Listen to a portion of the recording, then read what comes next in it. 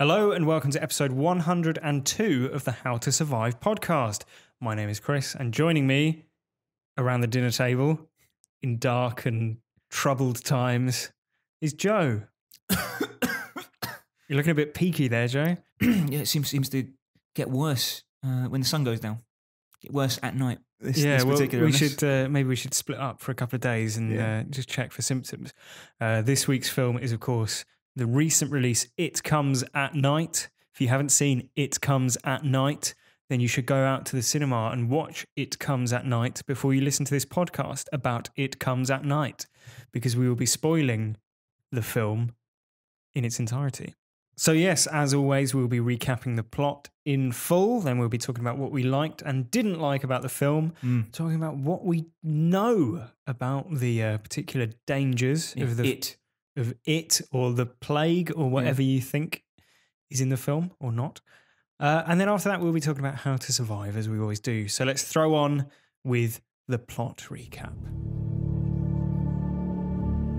I think that Will and I should be the only ones who go outside for a while. We don't know what made Stanley sick. We don't know anything. Nobody touched him, so I think we're fine, right? Positive? You just opened the door, right? You didn't go in. I didn't touch the door. You did what? It was already open. What? The door was already open when you got there. Yeah. Then who opened it?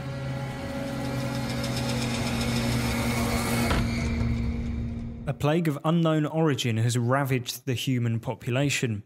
Teenager Travis lives with his mother Sarah and father Paul in a remote house in the forest. The film opens on Paul euthanizing Sarah's father, who has succumbed to the plague, and burning the body. This act clearly traumatizes Travis, who begins suffering from recurring cryptic nightmares. Shortly thereafter, a man breaks into their home, ostensibly to look for supplies. Paul ties him to a tree and leaves him for 24 hours, which is the time it takes for the symptoms of the plague to appear. After which he identifies himself as Will. Will claims to be travelling with his wife Kim and child Andrew, who are holed up in a cabin some miles away. Desperate for the companionship and safety extra numbers will bring, Paul offers Will and his family refuge in their home. The pair travel to the family's hideout, encountering two bandits along the way who Will and Paul kill in self-defense.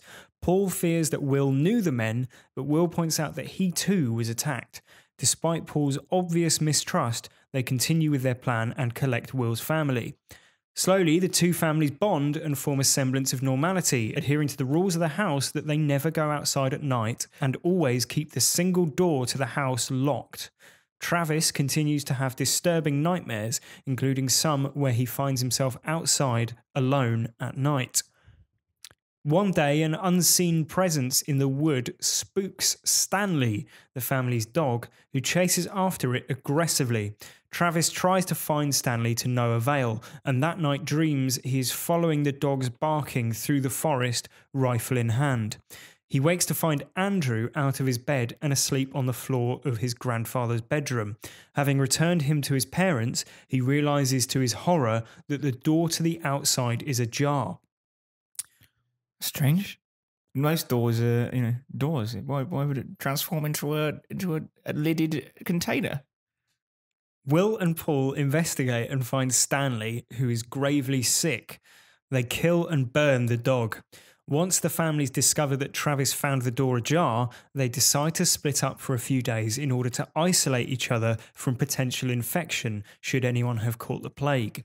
Days pass and Travis eavesdrops on Will's family, who are clearly preparing to leave. Paul and Sarah decide to kill Will and his family, fearing that should they let them leave, they will one day return starving, desperate, and with designs to kill them. And Travis also suspects that the baby... child Andrew. Yeah, Andrew has fallen ill, and that's why they want to leave as well. Yeah. A tense standoff occurs between the families, with Will's family being forced out of the house at gunpoint. Will surprises Paul and begins beating him savagely until Sarah shoots him dead. A terrified Kim runs with Andrew into the wood before Paul shoots at them, killing Andrew. Kim begs Paul to kill her too, And he does. Having witnessed their deaths, Travis runs to the bathroom where he vomits blood. He later spots signs of the plague in the mirror. It becomes apparent that he is infected with the plague and quickly succumbs to it. Following his death, Paul and Sarah, heartbroken and themselves now infected, sit in silence. And that's comedy of the year, It Comes at Night for you. So, what is it? What is it? What is it? Well, Is this a sequel to It Follows. David Robert Mitchell's It Follows? Yeah, maybe. You could have an It marathon. Yeah. You could have It Follows, It Comes at Night. Yeah, not forgetting It's a Wonderful Life as well. Yeah, there would be some collection of films. Yeah, so what did you think of It Comes at Night? It's the only time in recent memory that I have felt like I couldn't actually stand up after a film because it was so overwhelming. Yeah. So we went to see it together with a friend. Yeah. And all three of us were just paralyzed with like depression after like the credits rolled and it's like there's no music, just silence. Yeah. And I looked around, everyone in the cinema was just like couldn't move. Drained. No one knew what to think, what to do. It was just like an overwhelming experience.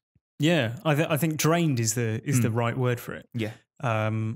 Yeah, it's an emotionally taxing watch, isn't it? Yes. Maybe since The Witch of last year, that was a similar experience in as much as it was unbearably tense throughout and then exceptionally bleak at the end. Yeah, the tension and the way in which it builds throughout the movie is like sickening. Isn't it? It's like there's no let up whatsoever, and the last sort of 25 minutes, say, you know, from basically when Travis has that nightmare that he's in the woods with his gun to the end of the film, it's just like borderline unbearable. It's a movie where from the first shot, the hope is just drained out of it. There's no laugh to be had. No. And there's no optimism. It's just like a bleak portrayal of like existence, basically. Yeah. The film opens on like Sarah's father like being catatonic because he's infected. Yeah. And Sarah's basically telling him like, oh, it's okay, you can let go. Like, and it gets worse from there. Yeah. It opens with a family killing their father and burning his body. Yeah. And that's the high point. That's the fun part. Yeah. Yeah. The ending reminded me, I think the gut punch that comes at the end. The only similar thing I could think of was The Boy in the Striped Pajamas, which if you haven't seen it, I won't spoil the end, but it's like it's just the bleakest thing you've ever seen. Yeah. And this is similarly toned. Yeah. It's sort of like the from the point at which they decide to kill Will and his family, and it just goes downhill in such a like awful manner. It's like, what's the worst way this could go down? Yeah, exactly. And like even the order in which they die, I think is terrible. It's like to maximize fear and like. Yeah. You said that when we came out of the cinema, and I remember asking then, what would be a better order? Yeah. Well, one bullet for all of them at the same time. Like. Yeah, or like, you know, I think the kid dying first, maybe. I don't know. Yeah. So there's no right answer. There's no happy ending. No.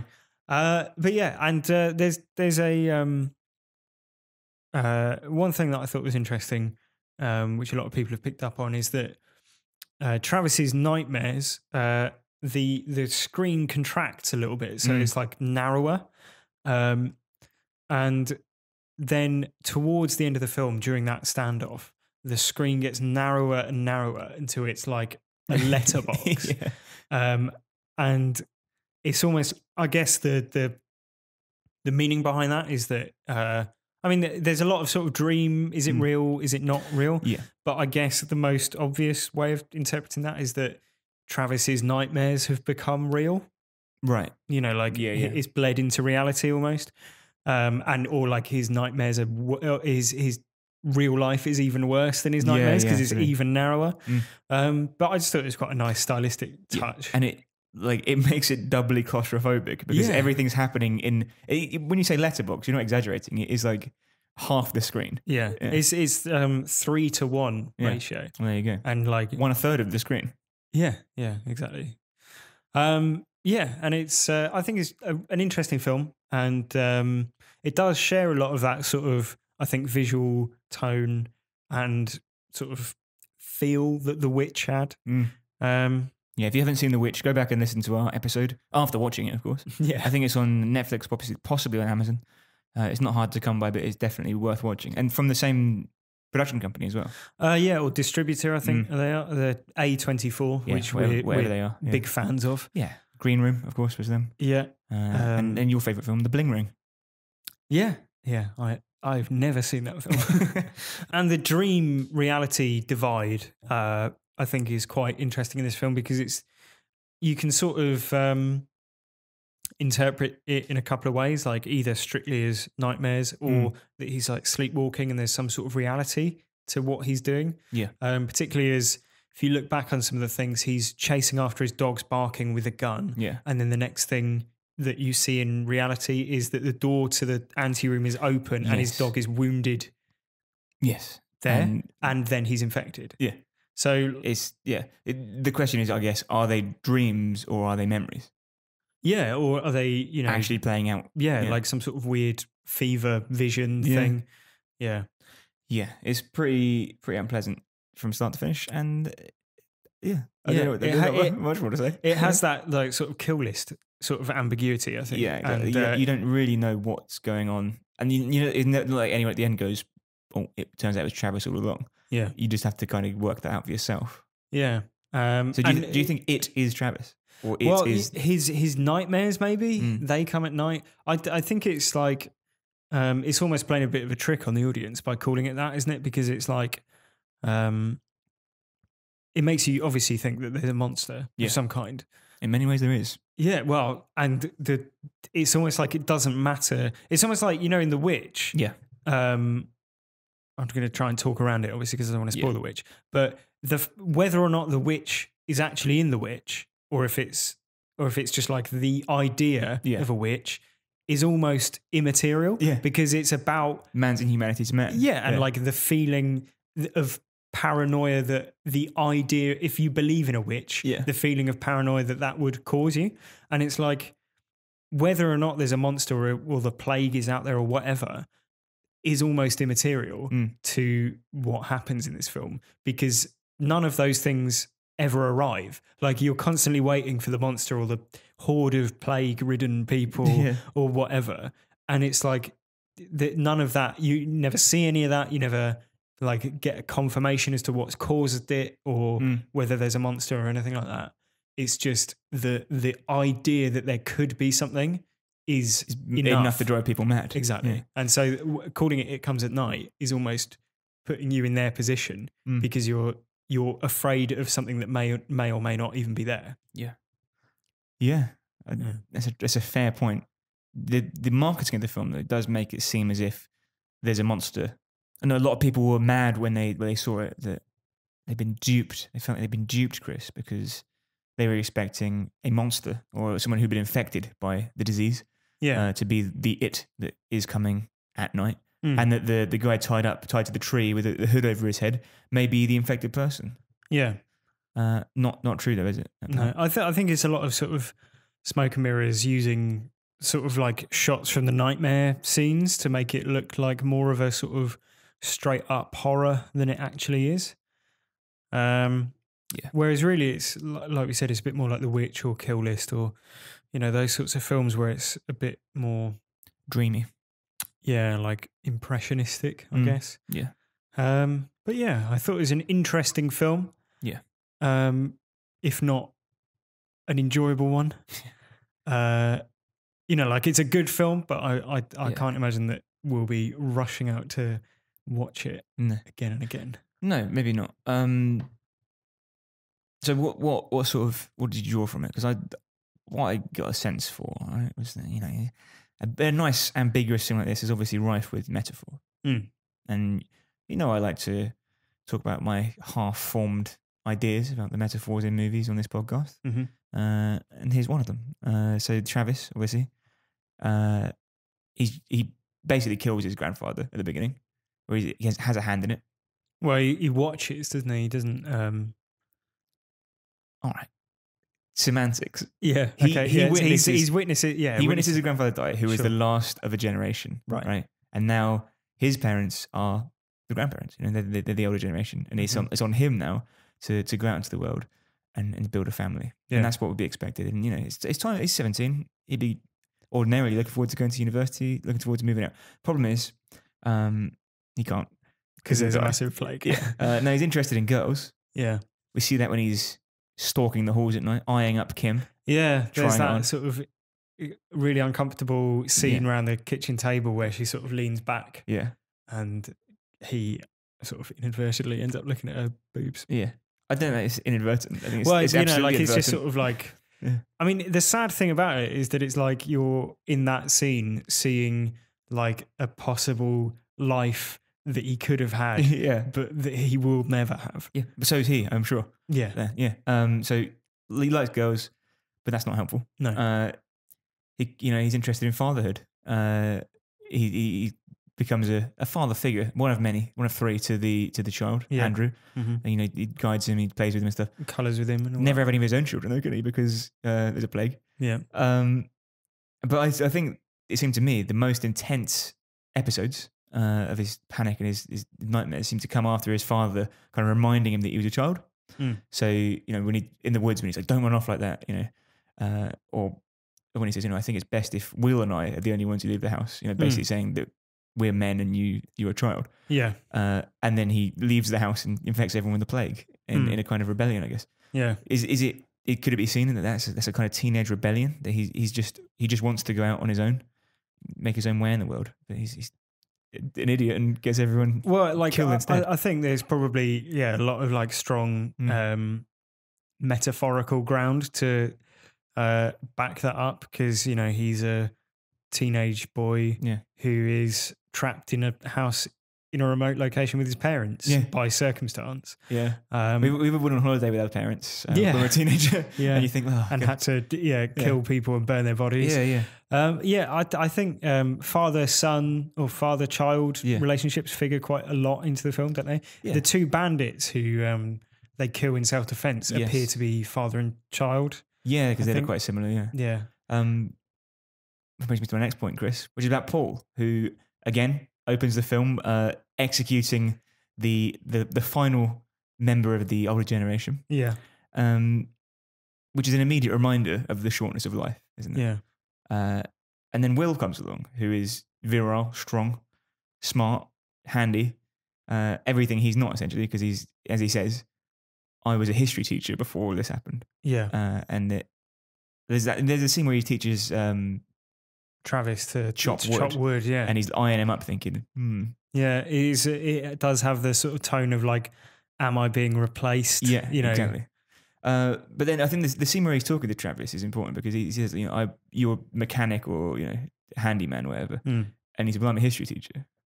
But what there's no point to a history teacher in that scenario. Like he's now useless. Yeah. And now that there's a much fitter younger man come along, he's useless. Yeah. And then at the end, at the beginning of the film, he's reminded of the shortness of life and the pointlessness of life. And at the end, even more so, as he stares into his wife's dead eyes and awaits death. I mean, the thing as well is that there's no real villain in the film. Like, all the actions of all the characters are basically justified and thought through. Like, how often do we watch a film and, pick up on like little niggly points of things characters do and go, oh, why would he do that? There's no way he'd do this. Tune in next week for Predator. Yeah. Generally, every character in this film makes sort of like sane, rational decisions. Well, sane in the context of the world that they're in, at least. Obviously, murdering another family isn't sane or rational in the current climate. But yeah, it's hard to find fault with any character's actions, really. Yeah.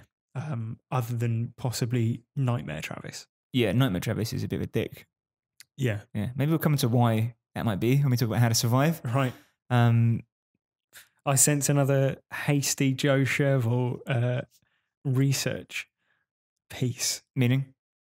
10 reasons you should stop dreaming. No, there's been none of that this week. Right. Maybe next week for Predator. Maybe. But in the meantime, maybe we should catch up on what we know about what we had to face in this movie. Yeah. We'll do that after this. This episode of How to Survive is sponsored by Mr. T Luxury Teas, who bring you this week's piece of useless IMDb trivia.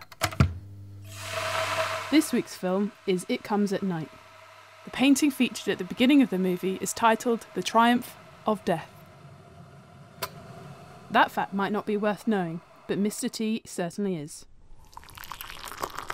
Head over to Mr. T Luxury Teas to choose from a wide range of traditional, herbal and fruit teas from all over the world, packed with health benefits and gathered to help you get the most out of your day. Visit mr-tea.co.uk or Google Mr. T Luxury Teas to find us. Use offer code SURVIVE at checkout to receive 10% off any order you make.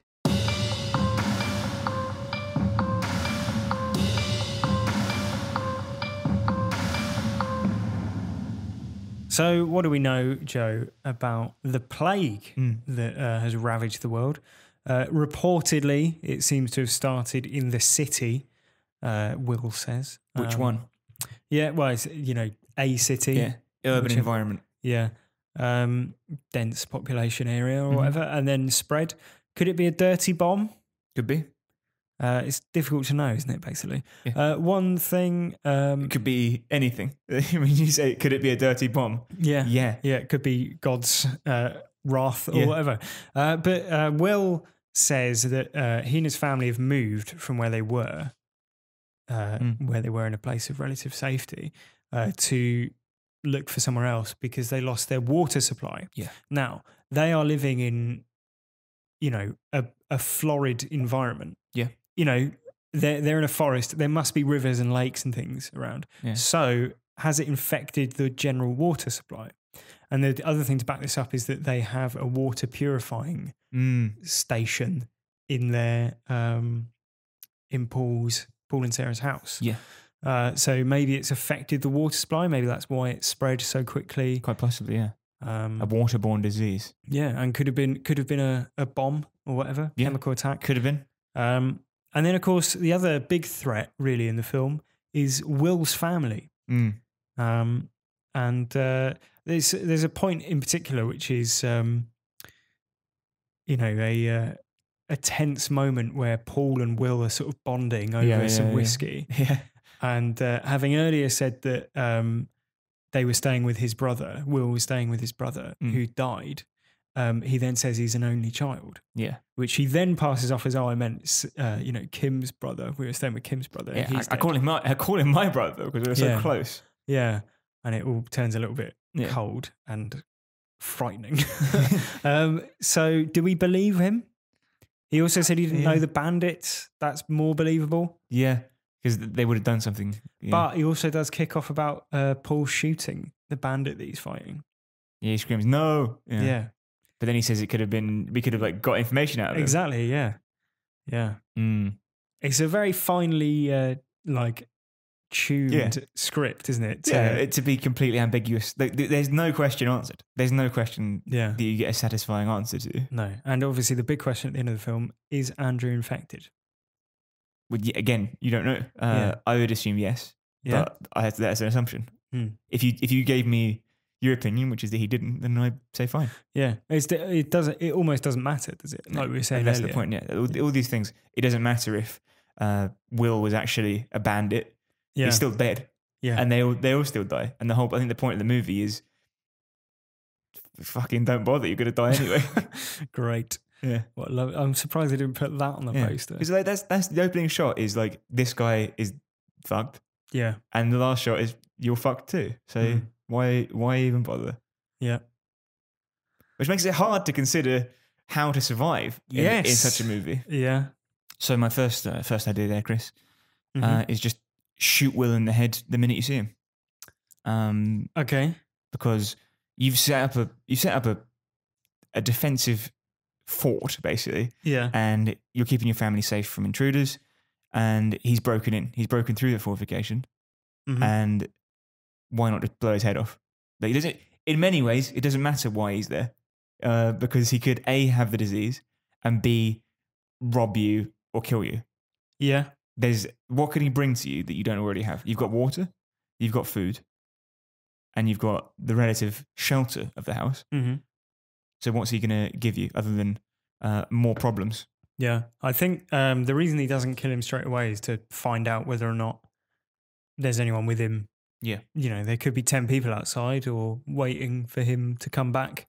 Otherwise, they're going to launch a massive attack on the building. And it's only after, it becomes apparent that Will's situation is so similar to Paul's that he decides to help him. I guess it's a bit of a fait accompli by that point, because he says, like, no, either he doesn't believe him and kills him, or he does believe him and kills him, which is worse. Yeah. And like, though the house is quite secure in the sense that, it seems like it's very difficult for anyone to get in other than through that one door. It's not impossible because we see them sort of removing panels and things from the windows. So it's not like, if it was an assault by 10 people, it would still be difficult to, they wouldn't all just one by one come through that red door. Yeah. But they might get the message. That's true, but that unlikely to people who are desperate do desperate things, don't they? Yeah, absolutely. The thing is though that the reasoning behind inviting Will and his family along is sound, and it's were it all to go well, then it would result in an increased safety for all of them. Yeah. So it's like you're to say, oh yeah, just shoot him in the head. That's like saying that knowing where the film ends up going. That's true. So it could have been that they had a nice community together and lived happy lives. Yeah. The better thing would just to be never to shoot Will, because that really is like and never consider shooting Will. Yeah. Don't shoot people. Yeah. Yeah. I guess Will and his family either want to leave because Andrew's infected, or they want to leave because they think Travis is infected. And yeah, I mean, short of Travis like just instigating a rule that says all people must be tied to their beds at night, there's not a lot you can do to prevent that, is there? No, fair point. So would you say if they had just shot Will in the head, would they have survived?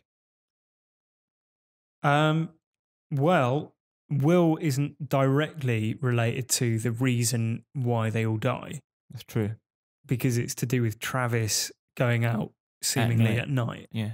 And getting himself infected. Yeah. Going out at night and coming at night into the house again after being infected. Yeah. With it. It being the plague. Yeah. So it's difficult to say. I mean, it's a nasty film to try and survive, isn't it? Yeah. How would you do it? Well, this is something that I picked up on straight away in the film, which on reflection was probably a bit of a nothing survival idea. But Paul goes out, pours paraffin all over the bodies, and then lights a match with his gloves on, which are presumably like soaked in paraffin, or like, there's a lot of the vapor hanging around. Yes. And it seems like basic health and safety 101 is being sort of I mean, foregone in the post-apocalypse world that they're living in. As we always say, health and safety would have a field day here. They would, he'd be getting fined. He'd probably be getting suspended for putting himself and his employees in danger. Yeah. Let's not forget. It's then again, it's difficult to criticize him because no one dies from lighting themselves on fire accidentally. That's true, yeah. But then here at How to Survive, we always like to suggest ways that they could have survived better. Yeah, more capably. Yeah. And I think that falls into that category. Yeah. Just because there's ravaging plague going on doesn't mean that basic health and safety standards should be no, exactly. They're wearing gas masks. Why not also be safe with fire. Yeah, exactly. Yeah, interesting idea. My next is for Travis. Yeah. Both my next ideas are for Travis actually, but this one is more of a. I mean, he is it fair to say he goes mad? Do you think? Or he's descending into madness to some extent. Yeah, like some sort of trauma related paranoia. Not unfairly either. No. But here's one way that you could sort of make that a bit easier. Mm-hmm. Now, what's something that stresses you out in life? I don't know, when I've got too much work on or something like that. Okay. Now, would you say it would be if there's something that worries you, you don't want too much work on, you wouldn't put a framed picture of a big pile of unfinished edits, right? Because you're a video editor. Yeah. You wouldn't put like a massive inbox filled with requests. Yeah. On the wall as a chronic reminder of the impending doom. Yeah. That you face every day. So this is in reference to the painting that's in the grandfather's room. The painting is called The Triumph of Death. Yes. And is a Renaissance period, I guess, original Black Plague era painting of a bunch of skeletons and people dying because they have the plague. Yeah. Why would you have that if you're dying of the plague? If there's a genuine risk you could have the plague, why put up a painting being like, that's what I could look forward to? Yeah, it is a bit like, I mean, obviously they have it before the plague hits, you would hope. But it's not their home. They move in there. Do you think? Because he says he moves out, right? I'm not sure. I thought the implication was that it was the the family home. No, I thought it was someone they'd taken as a. I don't think it's confirmed either way. No. My thought was that it was the grandfather's house. Yeah, that could possibly. Still, take it down. Inappropriate. Yeah. Yeah. I mean, if you had a big piece of artwork that you might think is beautiful, but it depicted a nuclear mushroom cloud, and then a nuclear bomb got dropped on your city, you'd lose the taste for it. Yeah, I think exactly. If you live every day with the threat of being shot, for instance, if you live in some war-torn country and you thought maybe I'll be shot tomorrow, by the government police, the secret police, you wouldn't have a picture of the state police, firing squad, on the wall. Equally, if you maybe were worried about the stock market crashing, you wouldn't have like a painting of a bunch of graphs pointing downwards. Yeah, like a downward trend. Stock prices dropping. Yeah. My point is, Chris, if you're prone to high anxiety and high stress given a situation you're in, and not unfairly, just make basic changes to your environment, which are going to prevent you feeling that way. Yeah, it's a reasonable thing. It's a bit of a distasteful painting to have after the plague hits, as you say. And it's just, I've never really understood. I mean, obviously Renaissance paintings like that are they're like almost historical record, aren't they? Yeah. Because obviously that was before language was democratized and, they had to depict historical events. It's like tapestries and all sorts of things. Exactly, yeah. But as a piece of artwork, like you can appreciate it on a sort of technical level. It's very skilled, but then there's no aesthetic joy to be had from watching looking at a giant mural of people burning to death, is there? No, there isn't. It's very strange. Yeah. I think even though if on an art appreciation level, that is surely outweighed by now. Yeah, I think the difference as well between the comparison that you made with what stresses me out, which is like an abundance of work, is that is a stressful situation that I have some control over. Yeah. Whereas Travis, to our knowledge at least, has no control over whether or not the plague has killed humanity. No. So yeah, whereas I might be motivated by a picture of a full inbox or whatever, to get to inbox zero, so to speak. Travis is probably not going to be motivated by a picture of humanity being ravaged. Yeah, I mean, on one hand, you could say maybe it reminds him that there is a plague out there. Yeah, but he probably doesn't need reminding. Yes, is all too real. I think if he's literally having nightmares about it every night. Yes.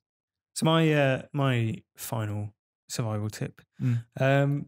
Now they've got one door leading to the house. Mm. The only way in and out of the house. Yep, big red door. Yeah, and they want to make sure that they are alerted Mm. should anyone open that door. Right. Now, there are these things called burglar alarms, Yeah. which you can wire up Yeah. to the two doors and windows and portals of entry. Do they run on anything? Yeah, they run on electricity. A lot of them run on batteries, Yeah. which they have an abundance of, Right. as shown by their liberal use of torches. Right. But I knew you were going to say that, Jay. And that's why I also thought of, have you ever been in a shop what has a door with a bell on it? Mm. Like just a normal bell, Yeah. and or you could easily make one yourself. Just get a little bit of metal and a big bell on the end, and then anyone who opens that door is going to make a giant ringing bell noise, isn't it? Yeah. Now, we don't know how cogent the people sleepwalking, if they are sleepwalking, are. They appear to be, thinking coherently enough to steal the keys to the front door because Paul is the only one who has the key. Do we rule him out as being the one? Well, you can't, can you? Because there's nothing to suggest that it is him, but also you can't rule him out. But either way, a loud noise is probably likely to wake someone from sleepwalking as well. Yeah. So if anyone breaks in, massive bell noise. Yeah. If anyone opens the door maliciously, big bell noise. If anyone opens it in their sleep, big bell noise. Yeah. Wake everyone up. Yeah. And maybe you could wire it up to their rooms as well. Maybe it'd be like a pulley system so that all the bells in the house ring. So everyone wakes up. Yeah. And it's not as if you haven't got time to set that up. Exactly. And they're clearly like able mechanics. Yeah. Because they've sorted out quite a life for themselves. Yeah. Yeah. It just seems like if you've got one entryway to your safe house, seems silly not to rig it with a burglar detection device. Yeah, even a rudimentary security system that isn't what they start off the film with, which is one bolt across the door. Yeah. Which is kicked down in 10 seconds. By, a not particularly strong man. There you go.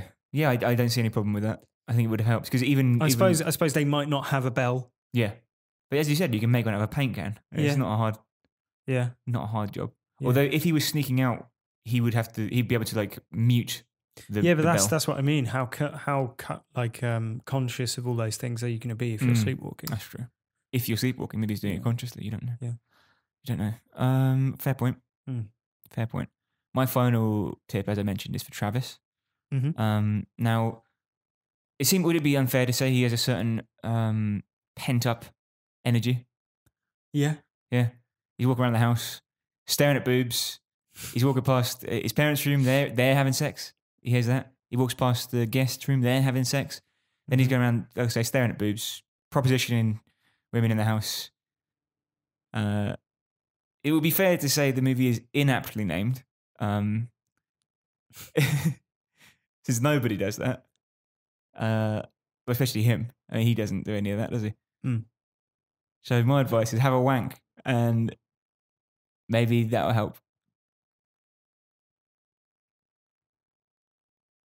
Help you sleep at night. Episode 102 of the How to Survive podcast. Thanks very much for listening. Thanks very much for listening to the How to Survive podcast. You can't burn it. It's fine. If you want to get in touch, you can email howtosurviveshow@gmail.com. You can find us on Twitter @howtosurvivepod. You can also find us on Facebook, facebook.com/howtosurvivepod. And you can get in touch with us via any of those channels. Recommend films to us, recommend survival tips, or any other talking points you might have about any of the films that we've covered. Next week, on episode 103 of the How to Survive podcast, we will be discussing the 1987 John McTiernan classic 80s action movie, Predator. Yes. Looking forward to it. Was that a question? Yep. Or, right? Yeah. Good. Right. So, Predator next week. Yeah. I'm sure you've all seen it. If not, you can seek it out. Available to stream on Amazon and buy probably for pennies in any good secondhand DVD shop. Yeah. You're down on that survival tip, are you? Yeah, It has no place in this podcast. I mean, I don't see how him wanking is gonna save him from the plague at the end of the day. Because like, here's two things, right? One, he'd be knackered. He'd be getting out of bed, right? How much is he doing it? What? It's a hormonal thing, isn't it? Right. He just want to go to sleep. Second, he'd be less worried all the time, be less panicking, looking at boobs and stuff, because he'd be like, oh, I just had a wank. Do you know what I mean? Yeah. I mean, how much is having a wank going to allay your fears of dying? It's not his fears of dying. My thesis so is... it's you think that the whole, everything with his behaviour stems from pent up sexual frustration? Yeah.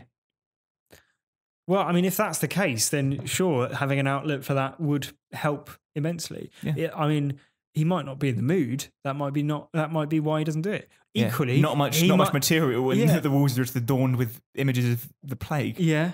Equally, he might be doing it, and the film is just choosing not to show us. Well, I only base my my understanding of wanking in movies on the movie The Survivalist, right, which showed it as in detail. Yeah. Multiple times.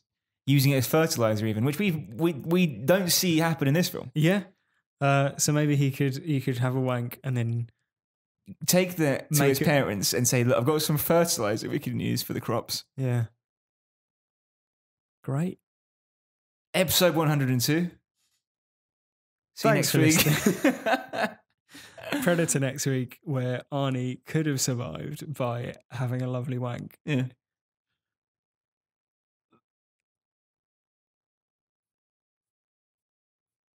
See you later.